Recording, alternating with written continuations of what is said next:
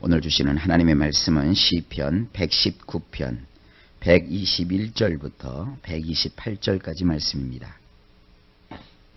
할렐루야. 오늘 본문은 히브리어 알파벳의 아인에 해당하는 부분입니다. 아인. 자, 121절을 보면 내가 샤파트와 의를 행하고 있사오니 나를 폭력을 행하는 자들에게 내려놓지 마옵소서. 하나님께서 나의 인생을 붙들고 계십니다. 하나님께서 나의 모든 행복과 불행을 주관하십니다. 그런데 하나님의 손에 붙들린 나는 하나님을 닮아서 하나님이 공평히 세상을 다스리는 방법인 하나님의 방법인 샤파트를 행하고 또 하나님께서 원하시는 의로운 길을 행합니다. 의라고 하니까 너무 어렵게 생각하지 마세요. 올바르게 사는 거예요. 정로로 사는 거예요. 그리고 순리대로 사는 거예요. 절대 신앙은요, 순리를 거스르지 않습니다. 밥 먹을 때 밥 먹고, 또 잠잘 때 잠자고, 일할 때 일하는 것이 순리인데, 밥 먹을 때 일하고, 또 일할 때 잠자고, 또 남들 뛰어갈 때 걸어가고, 이런 신앙을 가지시면 안 돼요. 순리대로, 하나님이 원하시는 대로 나의 삶을 순응하며 사는 거예요. 내가 지금 가진 것이 없어요. 그런데 내 옆에 어떤 친구를 보니까 너무나도 많은 걸 가졌어요. 그 친구는 씀씀이가 해프고 사치를 하고 그냥 호의호식을 해요. 그렇다고 해서 저 사람이 친구라고 나도 그처럼 살다가는 망하고 쓰러지는 거예요. 내가 없으면 없는 대로. 그래, 그 친구는 부유하니까 그렇게 살겠지. 그러나 나는 순리대로 살 거야. 나는 없으니까 더 절약해야 되고 더 삶을 정갈하게 또 알뜰살뜰 그렇게 살아가는 거예요. 그리고 마음속으로 하나님 왜 저 사람은 저렇게 복을 주고 나는 왜 이렇게 복을 안 주십니까? 그렇게 할 필요도 없어요. 하나님 나에게 주어진 인생을 내가 정말 겸손하고 감사한 마음으로 성실하게 살 수 있도록 해주세요. 그러면 하나님은요, 그렇게 하나님의 법대로 원칙을 지켜가며 사는 사람을 그냥 내버려 두시는 법이 없어요. 이 신앙 안에는 하나님의 놀라운 능력이 나타나게 되어 있어요. 우리가 기도할 때 보면은 그런 기도는 안 해도 하나님이 다 알아서 해주시는데 그걸 막 기도해요. 예를 하나 들어볼까요? 성경에 보면 이런 말씀이 있어요. 너희는 무엇을 먹을까? 무엇을 마실까? 무엇을 입을까? 걱정하지 말라 그랬어요. 염려하지도 말라 그랬어요. 먹을 거, 마실 거, 입을 거. 근데 사람들은 말이죠, 이렇게 기도를 들어보면은 먹여달라고, 먹을 거 달라고, 그 다음에 입을 거 달라고, 마실 거 달라고, 그거를 기도해요. 그런 기도는 안 하셔도 하나님이 그러셨잖아요. 너희는 먼저 그의 나라와 그의 의를 구하라. 그러면 이 모든 것을 너희에게 주실 것이다. 공중에 나는 새를 봐라. 심지도 거두지도 않는다. 들에 핀 백합화를 봐라. 그들도 역시 농사 같은 거 짓지 않는다. 하나님께서 입혀주시고 먹여주시지 않느냐. 그런데 너희들은 공중에 나는 새보다 들에 핀 백합화보다 얼마나 더 귀한 존재들이냐. 너희에게 그와 같이 먹을 것이 필요하고 입을 것이 필요하고 마실 것이 필요하다는 것을 참 좋으신 하늘의 너희 아버지께서는 다 알고 계시느니라. 알고 계실 뿐만 아니라 범사에 하나님의 의와 하나님의 나라를 추구하고 사는 너희에게는 이 모든 것을 하나님이 공급해 주실 것이다. 그러니까 우리는 먹을 거 주세요. 입을 거 주세요. 마실 거 주세요. 더 쉽게 얘기하면 쌀 떨어졌어요. 돈 떨어졌어요. 하나님 나 이거 어떻게 하면 좋겠어요. 이런 기도를 하지 않아도 하나님께서 채워주시는데 아무나 채워주는 게 아니라 그 나라와 그 의를 구해야 돼요. 그 나라와 그 의를 구한다는 것이 뭐냐면 이 나라라고 하는 것이 바로 이 샤파트예요. 나라라고 하는 것이 뭐예요? 왕이 백성을 공평하게 다스려야 되잖아요. 입법, 사법, 행정을 통해서 공식적으로 백성들을 도와주고 베풀어주고 살게 해줘야 되잖아요. 우리도 역시 그것을 바라보는 거예요. 나는 하나님께 도움을 구하면서 나에게 도움을 청하는 사람을 박대하고, 나는 하나님 앞에 용서를 구하면서 나에게 조그만 잘못을 한 사람을 끝까지 물고 늘어지고, 나는 하나님 앞에 참 풍요한 은혜를 구하면서 나는 다른 사람들한테 야박하면 그건 안 되는 것이죠. 나도 하나님과 같지는 않지만 나에게 잘못한 사람들을 용서해 주려고 하고, 또 하나님처럼 나도 좀 참아주고, 또 말도 생각도 좀 더 바르게 가지려고 하고, 이런 노력을 할 때 하나님이 기쁘게 여기시는 거예요. 그게 하나님의 나라를 구하는 삶이에요. 그 다음에 의라고 하는 것이 뭐예요? 의도 어렵게 생각하시면 안 돼요. 어떤 일이 터지잖아요. 그럼 이렇게 사람들을 보면 꼭 반대편에만 서는 사람이 있어요. 나쁜 편에만 서는 사람이 있어요. 그러나 어떤 사람은 어떤 일이 벌어지면 항상 오른편에 서 있어요. 옳은 길을 추구해요. 여러분, 어떠한 상황과 어떠한 처지에 있더라도요, 항상 우리 예수 믿는 사람들은 오른편에 서 있어야 돼요. 다른 사람들이 모조리 불의한 편으로 간다 할지라도 나는 홀로라도 오른편에 서 있어야 돼요. 그러니까 이런 그 삶을 살아가면 하나님은 어떻게 하시느냐? 먹는 거, 입는 거, 마시는 거는 기본으로 하나님이 채워주세요. 그것뿐이겠어요? 얼마나 많은 것들을 채워주시는지 몰라요. 우리 예수 믿는 사람들은 기도로 사는 사람인데, 기도로 산다고 해서 입으로만 이렇게 나발나발 한다고 하나님이 도와주시는 게 아니에요. 정말 진실한 마음으로 하나님을 따라가면 우리가 입을 열어서 하나님 앞에 먹을 거 마실 거 입을 걸 구하지 않는다 할지라도 하나님이 이 모양 저 모양으로 채워서 공급해 주시는 거예요. 여러분, 이런 좋으신 하나님을 믿으세요. 내가 그렇게 하나님의 샤파트를 따르고 하나님의 의를 행하고 있으니 하나님의 그 손으로 나를 붙잡고 계시는데, 폭력을 행하는 자들에게 나를 내려놓지 마세요. 나의 삶 속에 우리식으로 얘기하면 우환이 끓지 않게 하시고 평안함을 주시고, 또 나의 삶 속에 선한 길로 인도하셔서 좋은 것으로 가득가득 채워 주십시오. 이런 기도입니다. 여러분도 이런 기도를 꼭 하실 수 있기를 바랍니다. 생활 속에서 샤파트와 하나님의 의를 행함으로 하나님 나를 보호해 주시고, 나의 가정을 보호해 주시고, 나의 사랑하는 자녀들을 보호해 주십시오. 나는 이렇게 하나님의 뜻대로 오늘도 살고 있습니다. 그런 기도 꼭 들으실 수 있기를 바랍니다. 122절입니다. 당신의 종이 잘 되는 것에 보증이 되어 주시오며 폭력을 행사하는 자들이 내게 건방을 떨지 못하게 하소서. 참 이 기도가 귀해요. 당신의 종이 잘 되는 것에 보증이 되어 주소서. 여러분, 보증이라는 게 뭐예요? 주변에서 보증 한번 잘못 써가지고 집 날리고 재산 날리는 사람들 가끔 보지요. 보증은 무서운 거예요. 요즘도 그러는지 모르지만 옛날에는 누가 취직을 한다고 해도 인후보증이라는 거 쓰잖아요. 어떤 사람은 그 인후보증 잘못 썼다가 큰 낭패를 본 사람도 있어요.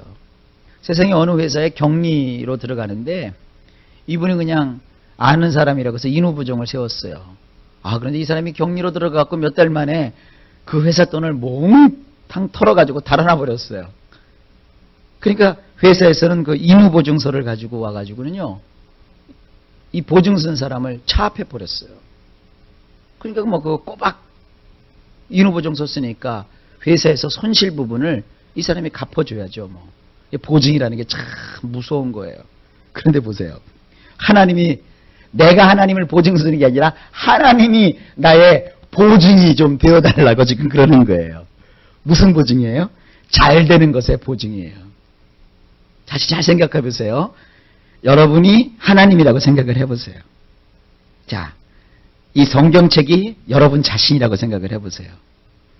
근데 내가 지금 뭐를 보증하셨어요? 이 성경책을 보증을 섰단 말이에요. 그러면 이 성경책이 찢어지거나 훼손되면 그 책임을 누가 져야 돼요? 보증 쓴 사람이 책임을 져야 되는 거예요. 자, 그러면 하나님께 한번 적용해 보십시다. 하나님이 내가 뭐 하는 것이 보증이 된다고요? 잘 되는 것에 하나님이 보증을 서주셨어요. 그럼 내가 잘못되면 누가 책임져 주셔야 되는 거예요? 왜? 그거예요, 그거. 그러니까 이게 하나님 말씀을 잘 보면 너무나도 은혜가 돼요. 여러분 잘못되면 누구 책임이에요, 이제부터요? 하나님 책임이란 말이에요. 그러니까 이게 얼마나 대단한 거예요. 근데 많은 사람들이 그래요. 내가 잘못되면, 아이고, 이 못난 거, 아이고, 이 복도 지질이 없는 거, 왜 그러냔 말이에요. 하나님 책임이라고요. 그러니까 여러분들 어떻게 해야 돼요? 빚쟁이가 보증을 막 이렇게 붙잡고 돈 내놓으라고, 내 돈 내놓으라고 막 하는 것처럼 여러분 인생 속에 뭐가 안 되면 어떻게 해야 돼요? 하나님한테 가서 막 매달리는 거예요. 하나님, 이럴 수 있습니까? 도와주십시오, 하나님. 나 잘 되게 해주는 일에 하나님 보증서 주셨잖아요. 여기 성경은 말이죠, 하나님이 우리에게 주신 약속이란 말이에요. 이게 믿음이에요. 이걸 믿으세요. 그러니까 여러분들이 잘 될 걸 믿으세요. 우리 성도들이 이렇게 신앙생활 하다가 삶이 어려우면 목사가 하나님 앞에 그렇게 기도한다고요. 하나님이 보증서 주셨잖아요. 하나님, 그 성도가 잘 되게 해주셔요. 그 사업이 잘 되게 해주세요. 도와주세요. 역사해 주세요. 그렇게 막 하나님 앞에 호소하는 거예요. 그러면서 하나님은 뭐라고 우리에게 말씀을 통하여 더 말씀하시느냐 하면, 폭력을 행사하는 자들이 내게 건방을 떨지 못하게 하소서. 이 폭력을 행사하는 사람들이 말이죠, 아무나 그렇게 하지 않더라고요. 자기 이익 있는 사람한테 가서는요, 아이들 말로 알랑방구를 껴요. 그리고 자기가 만만하게 여기는 사람한테 가서는 막 윽박을 지르고요, 막 위협을 하고 그래요. 그런데 하나님께서 나와 함께 하셔서 나의 보증이 되셔서 나의 범사의 모든 일이 잘 되게 하시면, 폭력을 일삼는 사람도 내 앞에서는 쩔쩔매요. 꼼짝을 못해요. 여러분, 그렇게 우리 인생을 하나님이 함께 해주시는 것입니다. 그러니까 이 말씀을 여러분 잘 기억하셔서 하나님이 나의 잘 되는 것에 보증이 되어 주셨다, 이 믿음으로 승리하시기를 주의 이름으로 축원합니다. 123절, 나의 두 눈이 당신의 구원하심과 당신의 의로운 약속을 앙망하느라 쇠하였나이다. 124절, 당신의 인애를 따라 당신의 종을 대해 주시고 당신의 규례들을 나에게 가르쳐 주소서. 하나님이 나를 보증을 서주시고 나를 어떻게 대해 주시느냐 하면, 하나님이 인애를 베풀어 주시고요, 그리고 나는 하나님의 규례를 따라서 살아가도록 하나님이 정하신 규례들을 나에게 가르쳐 주시는 그런 배움의 과정에 내가 들어가는 거예요. 교회에 나와서 목사님의 설교를 듣고 또 교회에 나와서 신앙생활을 하는 것들이, 그 이유가 무엇이냐 하면 하나님의 규례를 배우기 위한 것이에요. 교회에 와서 사람한테 시달리려고 여러분 교회 다니는 건 아니에요. 하나님의 규례를 여러분이 잘 배우셔서 그 규례를 내가 익혀야 되는 것입니다. 이것이 교회 다니는 첫 번째 여러분의 목적이 되신다는 사실을 잊지 마십시오. 125절, 나는 당신의 종이오니 나로 깨닫게 하시어 당신의 증거들을 나로 알게 하소서. 이 깨닫는 거 굉장히 중요한 것이죠. 당신의 증거들을 나로 알게 하소서. 이 증거라고 하는 것은 성경에 기록되어 있지 않습니까? 그것을 나로 깨닫게 하시고 알게 해주세요. 이게 기도입니다. 126절, 여호와께서 행동하실 시간이 되었습니다. 사람들이 당신의 율법을 무효화하기 때문입니다. 지금 온통 세상 사람들은, 야, 하나님의 말씀이 그거 뭐 이렇게 중요하다고 그러느냐? 그 말씀 지켜봤자 뭐 좋을 게 뭐 있느냐? 이러면서 하나님의 말씀이 필요 없는 것처럼 세상 사람들이 무효화시키고 있어요. 그럴 때가 어떨 때냐? 여호와께서 행동하실 시간이에요. 여러분, 세상 사람들이 불신앙 가운데 들어서고 하나님을 비방하고 하나님을 대적하고 하나님 말씀을 소홀히 여기는 이때가 바로 하나님이 일하시는 때예요. 하나님이 행동하시는 때예요. 그러니까 하나님의 말씀을 꼭 붙드시는 저나 여러분 되시기를 주의 이름으로 축복합니다. 127절입니다. 그러할지라도 나는 당신의 계명들을 금보다도 곧 정금보다도 더 사랑하나이다. 세상 사람들은 하나님의 법이 필요 없다, 하나님의 법이 뭐 이렇게 중요하냐, 그러지만 나는 하나님의 계명들을 금보다도, 금도 그냥 금이 아니라 정금, 순도 99%인 정금보다도 더 사랑한다는 거예요. 정금 그러니까 별로 와닿질 않죠. 요즘 사람들은 돈이에요, 돈. 내가 돈보다도 뭐를 더 좋아해요? 하나님의 계명들을 더 좋아하는 거예요. 자, 여기 누가 1억을 가져왔어요. 너 1억 받을래? 성경책 받을래? 그럼 여러분 뭘 받으셔야 돼요? 성경을 받으셔야 돼요. 돈에 눈이 어두워서 아유 성경은 나중에 보고 돈부터 받지요. 그런 생각 갖지 마세요. 성경은 1억보다도 더 값어치가 있어요. 얼마면 여러분 믿음과 돈과 바꿀 수 있을까요? 한 100억? 100억은 저는 보지도 못했어요. 1000억? 여러분 이 세상을 다 준다고 해도 이 성경책 한 권과 바꿀 수가 없어요. 이렇게 소중하고 귀중한 말씀을 하나님이 우리에게 주셨단 말이에요. 돈을 가지면 침대는 살 수 있지만 행복을 사지 못해요. 돈을 가지고 있으면 좋은 집은 살 수 있지만 그러나 집안의 가족의 그 행복과 화목함은 사지 못해요. 돈을 가지고는 사람을 일꾼으로 부릴 수는 있어요. 그러나 돈만 가지고는 나와 절친한 정말 진실한 친구를 살 수는 없어요. 그러나 반면에 성경을 가지면 당장은 돈이 안 돼요. 당장은 침대가 없어서 박한 데서 누울 수밖에 없어요. 그러나 성경을 깨닫고 이 말씀을 붙잡으면 침대 아니라 침대 공장도 여러분들이 가질 수가 있어요. 성경을 가지면 여러분들이 고대 광실 같은 집을 살 수는 없어요. 그러나 성경의 원리대로 살면 나뿐만 아니라 자녀들이 소박한 오두막집 같은 초가집 같은 혹은 움집 같은 집에서도 행복이 깃들게 되고 이런 행복 속에서 자녀들이 자라서 그들이 큰 저 여의도 사무실촌에 있는 엄청난 빌딩도 내 자녀들이 복을 받아서 살 수가 있는 거예요. 그러니까 돈은 당장 급한 불은 끌 수 있을지 모르겠지만 이런 영원한 행복과 기쁨을 돈으로는 살 수 없어요. 그러나 성경으로는 그것을 소유할 수가 있어요. 돈을 가지고서 살 수 없는 이 성경을 가지면은 당장 이 성경 가지고 일꾼은 부릴 수 없어요. 그러나 진실한 친구를 내가 가질 수가 있어요. 하나님 말씀은 참 위대하고 대단한 것입니다. 하나님은요 너무나도 우리 인생을 잘 아세요. 하필이면 왜 이 하나님이 말씀하시는 이 성경과 그리고 세상 사람들이 좋아하는 돈을 이렇게 비교해 놨을까요? 돈과 믿음은 말이죠 따로따로 가지를 않아요. 돈을 자꾸 잡으면 믿음이 사라져요. 또 믿음 쪽으로 가까이 가면 돈이 무가치하게 느껴져요. 이 균형을 여러분들이 잘 잡으셔야 돼요. 돈과 말씀 가운데 어느 것이 더 우선권이냐? 하나님 말씀이 더 우선권이에요. 돈을 붙잡으면 돈만 붙잡고 살면 말씀이 따라오질 않아요. 그러나 말씀을 먼저 붙잡으면 말씀과 더불어 돈이 나를 졸랑졸랑 쫓아와요. 이게 참 아주 묘한 관계에 있어요. 더 사랑하는 거. 뭘 더 사랑해요? 말씀을 더 사랑하는 거예요. 다시 한번 얘기합니다. 계명만 사랑하고 돈이 필요 없는 게 아니에요. 하나님의 계명들을 사랑하는데 무엇보다 더 사랑한다? 돈보다 더 사랑한다는 거예요. 이건 무슨 얘기예요? 돈도 필요해요. 돈도 필요해요.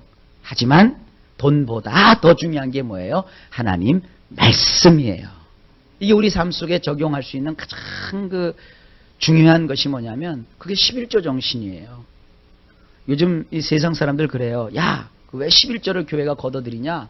무슨 세금도 아니고 부가가치세가 10분의 1을 먹이잖아요. 그래서 100만 원짜리면 부가가치세가 10만 원이 되잖아요. 그러니까 11조 정신을 국가가 이렇게 받아서 세금을 받을 때 사용하는 그 원칙으로 쓰고 있거든요. 그러니까 세상 사람들은 야, 세상 사는 사람들은 다 부가가치세를 내고 사는데 내가 예수를 믿으면 거기다가 더 10분의 1을 내는 거 아니냐 이러면서 막 11조를 반대하는 사람들이 있어요. 뭐 11조를 정확하게 내든 안 내든 그것은 자기의 믿음과 자기의 신앙과 자기의 양심에 따른 것이죠. 그러나 중요한 것은 뭐냐면 그 11조가 가지고 있는 정신이에요. 11조라고 하는 건 뭐예요? 나에게 소득이 있는데 이 소득은 나에게서 온 것이 아니라 하나님이 주신 것입니다. 그래서 그 소득의 10분의 1을 떼어서 10분의 1이라고 하는 것은 굉장히 많은 액수거든요. 그거를 내가 하나님 앞에 먼저 바친다. 그래서 그 11조 정신이 뭐냐면 나의 모든 것은 내 것이 아니라 하나님의 것입니다. 그래서 하나님께 내가 이것을 다 드리는 것입니다 하는 그런 정신을 담고 있는 거거든요. 그러니까 이런 11조 생활을 하는 신앙을 가진 사람은요, 이 정금보다도 하나님의 계명을 더 사랑한다는 하나의 표현이 될 수 있는 거예요. 11조뿐만 아니죠. 우리가 예배 드리는 것도 마찬가지예요. 세상 사람들은 시간이 뭐라고 그래요? 돈이다 그러잖아요. 시간이 곧 금이다 그러잖아요. 그런데 그 귀중한 시간을 우리는 어떻게 해요? 돈 버는 일에 다 쓰질 않고 하나님께 나와서 예배하는데 그 시간을 쓴단 말이에요. 이런 것들이 다 뭐냐면 하나님의 계명을 금보다도 더 사랑하는 거예요. 금도 필요하지만 그 필요한 금보다도 더 하나님의 말씀을 우선순위에다 두고 그것을 붙잡는 것, 이런 삶을 꼭 사셔야 됩니다. 128절입니다. 그러할지라도 나는 당신의 모든 교훈들을 전적으로 합법한 것으로 여기고 있기에 일체의 거짓된 방식들을 나는 미워하나이다. 자, 이것이 121절 순서대로 보면 121절의 말씀과 이게 짝이 돼요. 121절에서는 뭐라고 그랬어요? 샤파트와 의를 행한다 그랬죠. 128절에 보면은 나는 당신의 모든 교훈들을 전적으로 합법한 것으로 여기고 있기에 일체의 거짓된 방식들을 나는 미워합니다. 하나님, 나는 의를 행하며 옳은 길로 행합니다. 그런데 그 옳은 길의 기준이 뭐예요? 하나님의 가르쳐 주시는 교훈이라고요. 하나님의 말씀이라고요. 내가 그 말씀을 붙들고 그 말씀대로 살기 때문에 뭐를 미워해요? 거짓된 방식을 미워해요. 거짓된 방식이 뭐예요? 하나님 말씀을 거스려서 자기 마음대로 살아가는 삶이죠. 난 이제 그렇게 살지 않겠습니다. 오직 하나님의 말씀대로 의를 행하며 살겠습니다. 옳게 살겠습니다. 그럼 어떤 일이 벌어져요? 하나님이 나를 폭력을 행사하는 자들에게 내려놓지 않고 그들이 내 앞에서 시건방을 떨지 않게 하시고, 그리고 하나님이 나의 보증이 되어주셔서, 어떤 보증? 잘 되는 것에 보증이 되어주셔서 나의 인생으로 잘 되게 하신다는 거예요. 자, 이렇게 하나님 말씀을 붙잡는 사람은 이런 하나님의 놀라운 축복을 받는다는 사실을 오늘 본문이 우리에게 명백하게 보여주고 있습니다. 저나 여러분도 하나님 말씀을 붙들고 옳은 길로 행하는 지혜롭고 아름답고 행복한 성도들이 되시기를 예수님의 이름으로 간절히 축복합니다. 오늘 한 날도 하나님 안에서 아름답고 멋진 일들이 넘치시기를 예수님의 이름으로 축원합니다.